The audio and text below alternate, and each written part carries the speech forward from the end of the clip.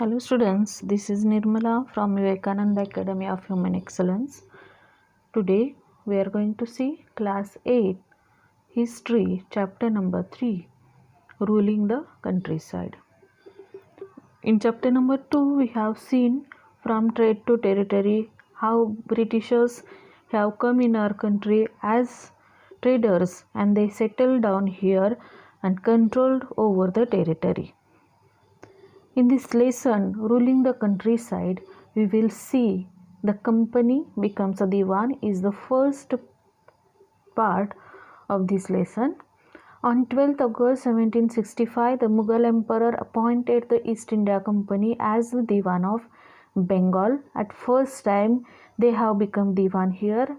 As the Diwan, company became the chief financial administrator of the territory under its control. So company has captured the financial administration also under them. Organizing land revenue resources. They have organized all the land revenues. They have captured that. They have made their control over these resources or the revenue. Yield enough revenue to meet growing expenses of the company. Company's expenses were more and those were increasing day by day, and to meet all the expenses or to fulfill all the expenses, they have controlled over the revenues also, land revenues also. They were collecting the land revenues from small peasants, farmers, artisans, from everyone. They were collecting different revenues, different taxes. They were imposing new taxes also because they wanted to fulfill all their needs, all their expenses for the army, for the other purposes, for the trading, whatever they required, that they wanted to fulfill. And the resource they have found out, that was land revenue, which peasants and farmers were paying to this diwan or to these administrators, newly administrators, which were Britishers. So we can easily identify here that how company has come as a trader here in our country and they have started administrating. The company also learned that it had to move with some caution. They have to take care of different things. They have to take precautions.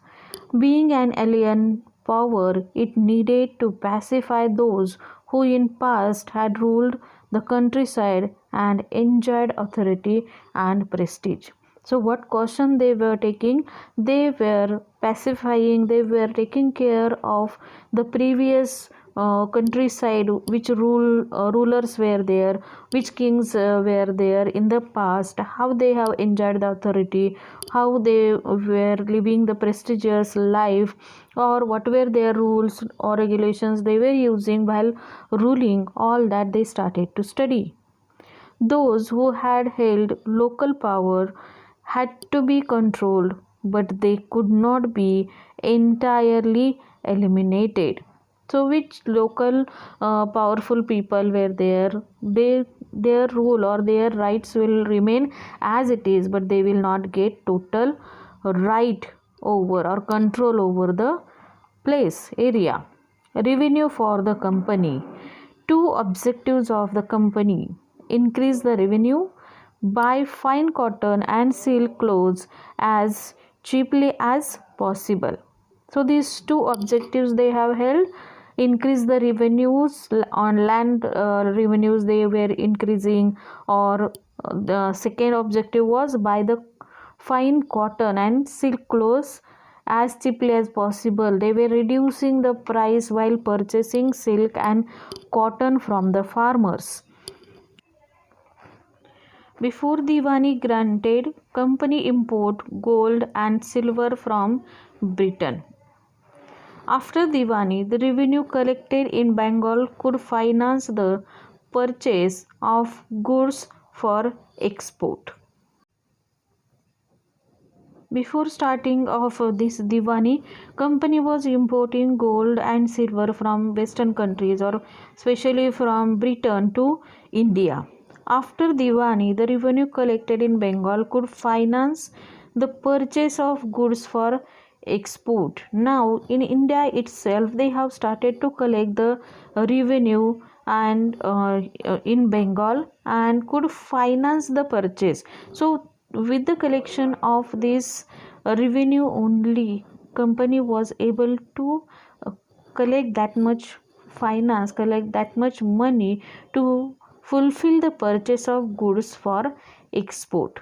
They can do that. So that much amount they were collecting with the land revenues or other revenues to fulfill their needs of purchasing the material for export. After that, we'll see for everything in Bengal demolished. Forced to sell their goods to the company in low price, artisanal production declined, artisans were deserting villages, peasants were not able to pay the dues that were being demanded, agricultural cultivation collapsed.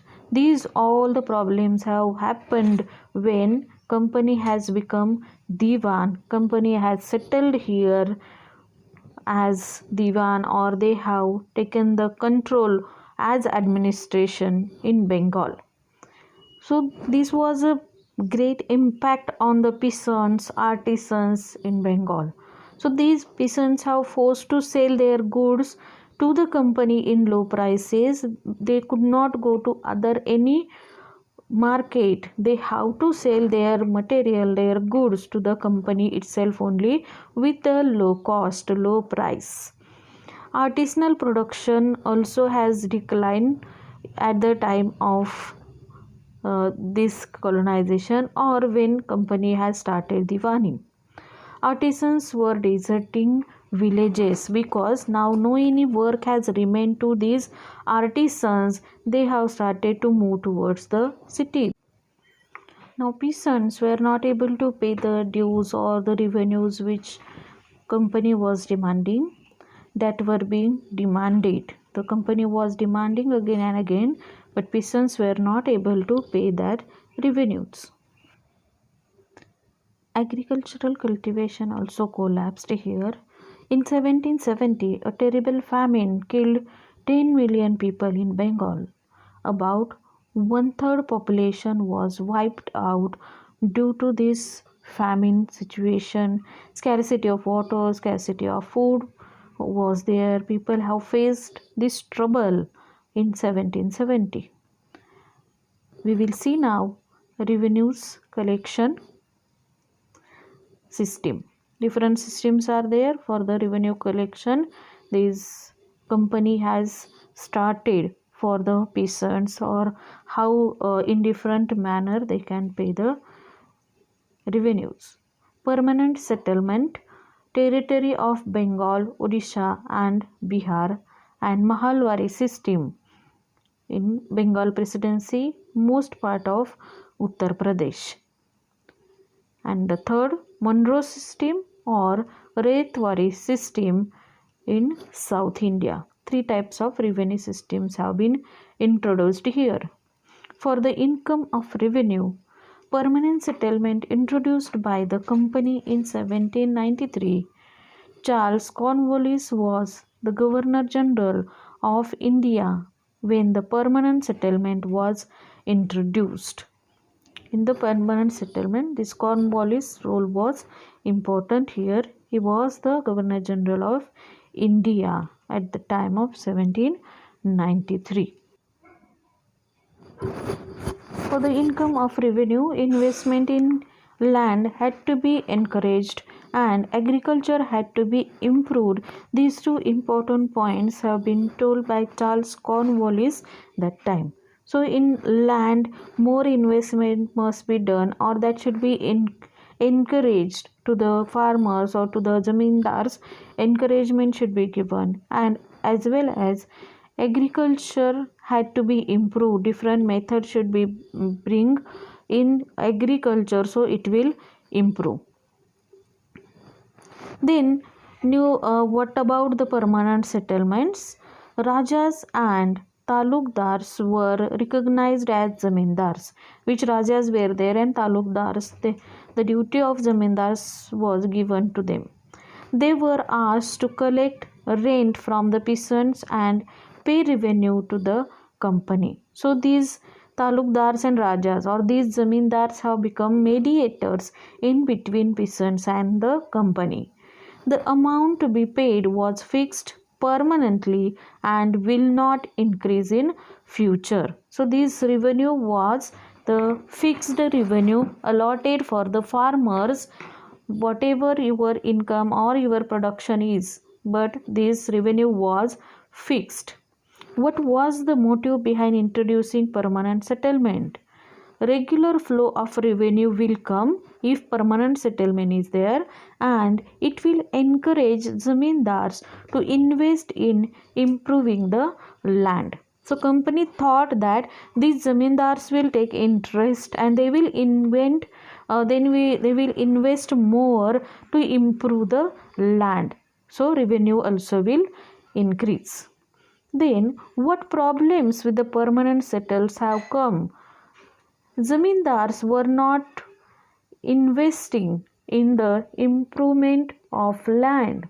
Zamindars were not interested in improvement of this land, or they were not investing in that.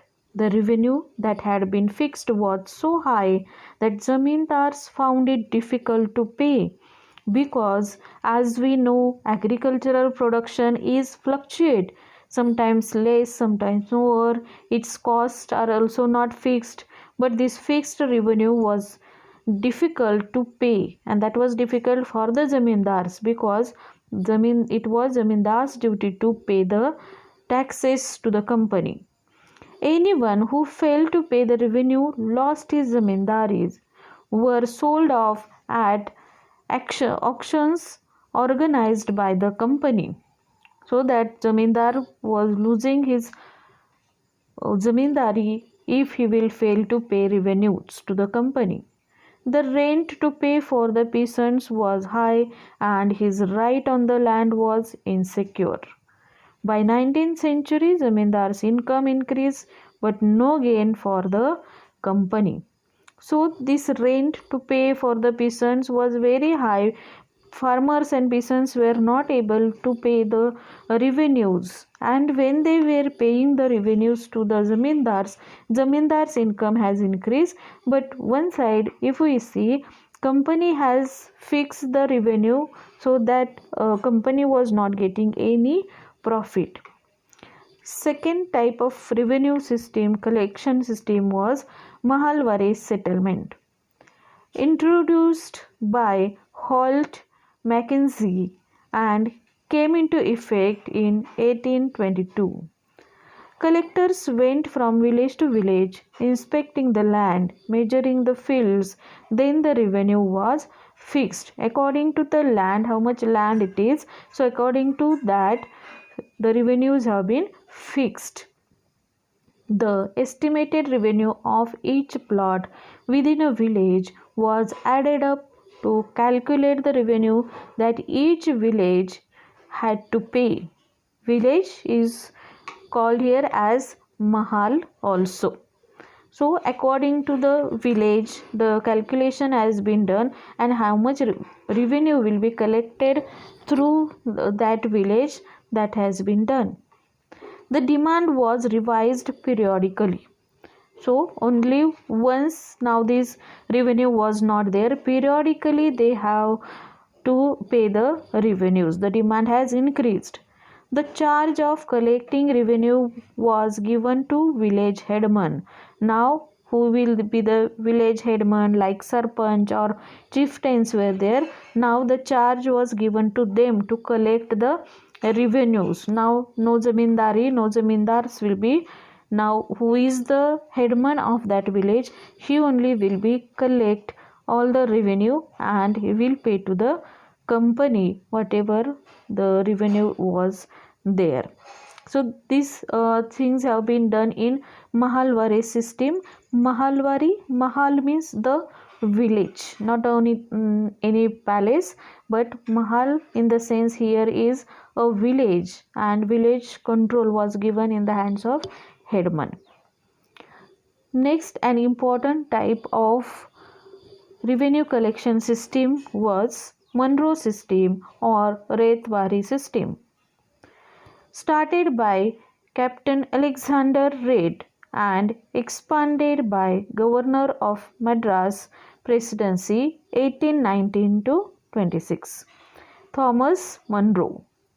No zamindars in the south like north. The settlement had to be made directly with the cultivators or ryots.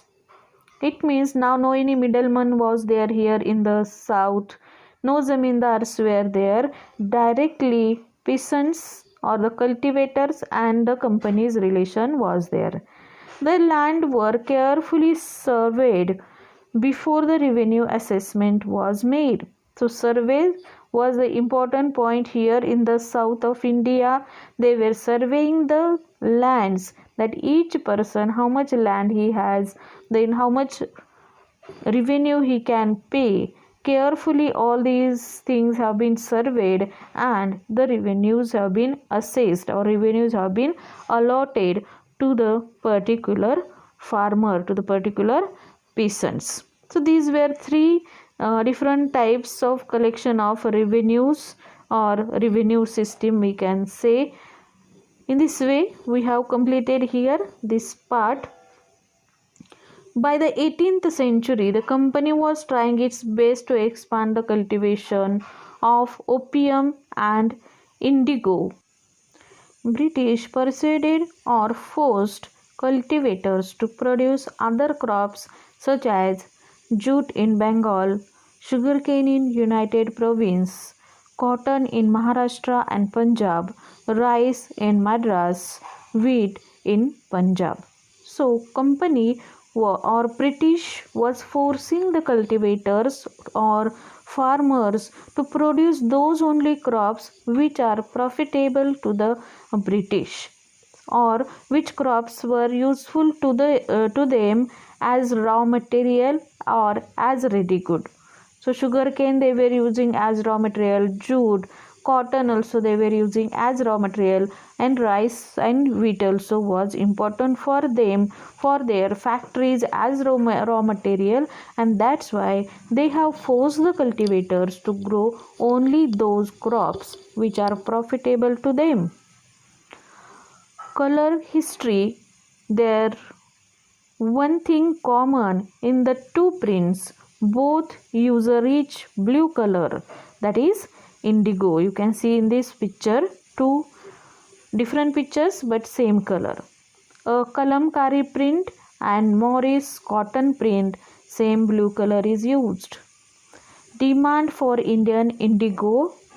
Little amount of indigo reached European market very high price, because the quality of this indigo was very high, so there was more demand in European countries or in European market with a very high price.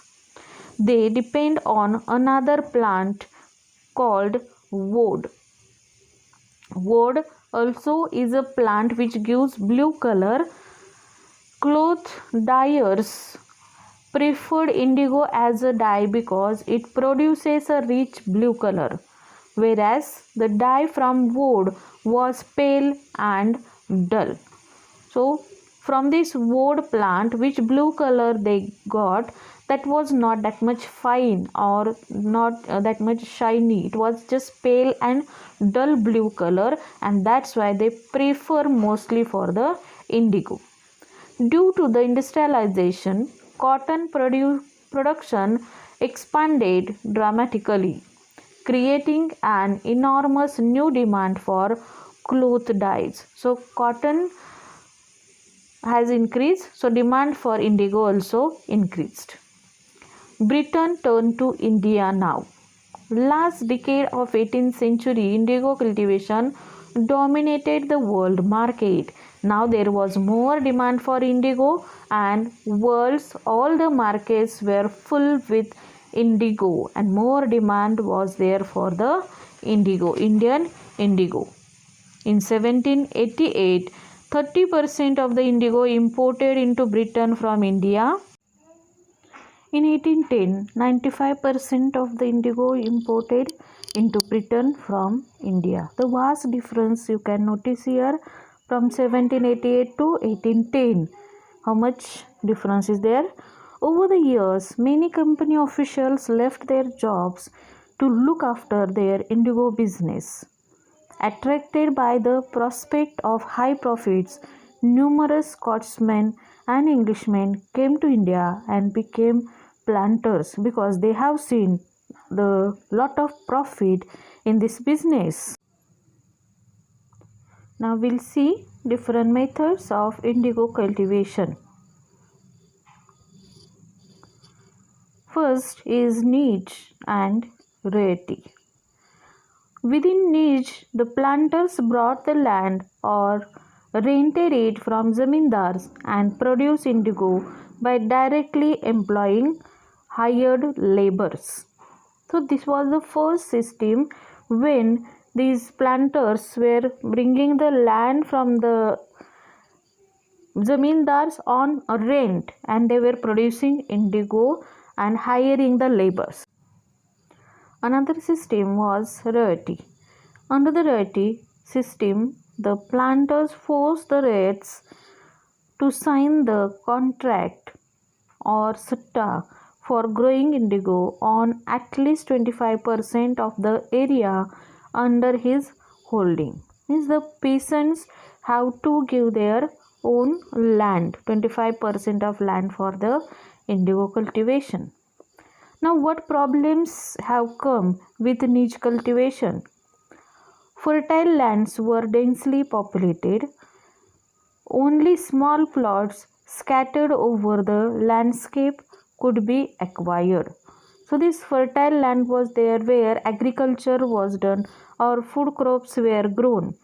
So only small plots they got here for the indigo cultivation. Conflict and tension with the peasants. Due to this cultivation, the conflicts have occurred or tension has increased in between peasants and the planters. Planters needed large area to cultivate indigo in plantations. They attempted to lease in the land around the indigo factory and evict the peasants from the area. Now planters already were very greedy. They wanted more and more profit, and that's why they wanted more land for the cultivation of indigo. Third problem was peasants were busy with their rice cultivation. A large plantation requires a vast number of hands, and when the large labor required, peasants were usually busy with rice cultivation. Yes, peasants were growing food crops because rice was the staple food and they were engaged in rice cultivation, and that's why planters had the problem. They were not getting laborers on these indigo farms. Large amount of investment required.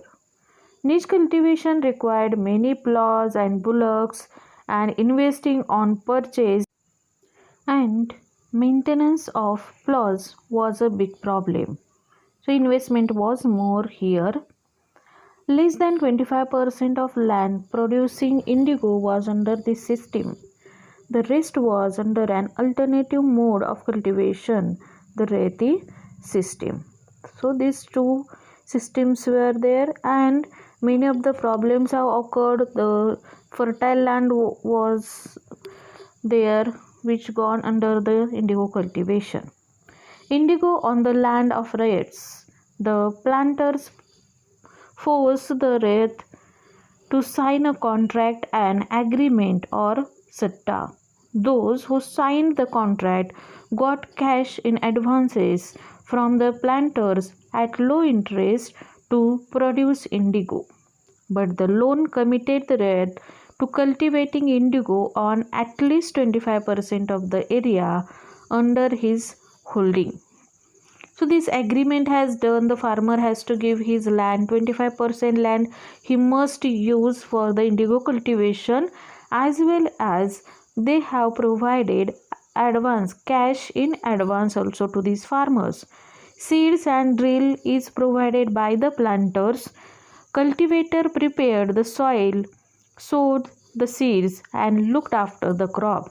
That will be the duty of the cultivator or the farmer to do all the preparations of soil, sow the seeds of indigo, and take care of the crop up to the harvesting. All those things will be done by the cultivator or by the farmers. Like that agreement have been done by the planters. They were providing the cash in advance. Next part we'll see, that is Blue Rebellion. Blue Rebellion, it is called because this is about indigo cultivation or indigo planters. That's why it is called as Blue Rebellion.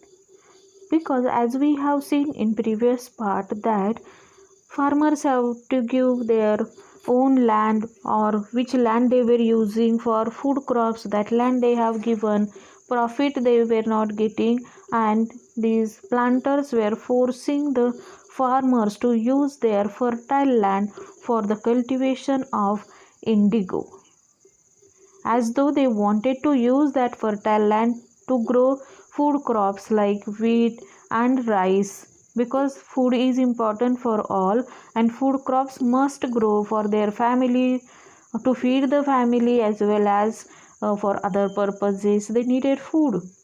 In March 1859, thousands of Reds refused to grow indigo. As I have told previously, that which reasons were there behind it.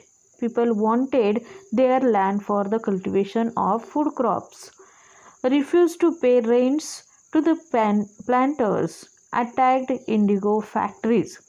So these farmers and peasants have refused to pay the rents, high rents also, as well as they have attacked on the indigo factories.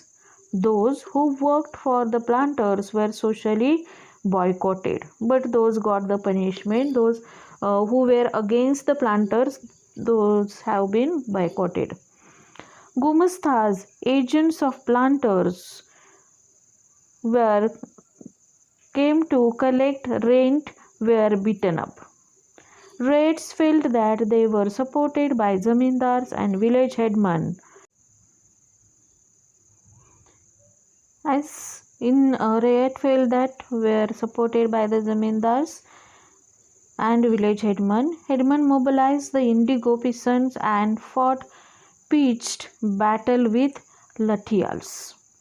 Why zamindars mobilized the indigo peasants against indigo planters? What was the reason behind that, or what has actually happened that these zamindars were mobilized, these indigo planters or indigo peasants?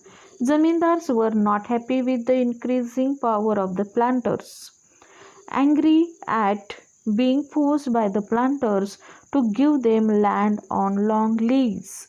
So now these planters have become more powerful than the zamindars, and that's why the zamindars were very angry with the planters, as well as these planters wanted more and more land for the long lease, for long period of time, for growing the indigo on that land. Some steps taken by British government to control the situation, because zamindars were angry, these peasants were angry, and in this situation it was not the profitable situation for the Britishers, and that's why they have taken some steps for this. The Lieutenant Governor toured the region in the winter of 1859. The riots saw this tour as a sign of government sympathy for their plight, a difficult situation which was there. In Barsat, the magistrate Ashley Eden issued a notice stating that Reds would not be compelled to accept indigo contracts. So this contract which was there, that not needed to be accepted. Worried by the rebellion, the government brought in the military to protect the planters from assault. As we know that when all the people come together, when mob comes, as though peasants have come together, now Britishers were very worried about that. British government set up Indigo Commission to inquire into the system of indigo production. Now this commission was going to discuss about the indigo production, that how it should grow, how much profit they get and all. So Indigo Commission, the commission held the planters guilty, criticized them for the coercive or harsh method they use with indigo cultivators. And now they have declared that planters are guilty. They have not behaved properly with the peasants or the cultivators. It declared that indigo production was not profitable for Reds. The commission asked the Reds to fulfill their existing contracts, but also told them they could refuse to produce indigo in future. So how much contract was there in the hands of these cultivators, that much they have to complete, but in future, in next season, it is not compulsory for the Red that they should grow the indigo in their fertile land. In the end, after the revolt, indigo cultivation collapsed in Bengal. Yes, obviously everyone has refused to grow the indigo because it was not good for their soil also. The planters now shifted their operation to Bihar. Mahatma Gandhi's visit in 1917 marked the beginning of the Champaran movement against the indigo planters. As we all know that this Champaran movement was the biggest movement against these indigo planters, and it was for the purpose of only these indigo cultivators. In this way, we have seen lesson number 3, the ruling countryside. Thank you.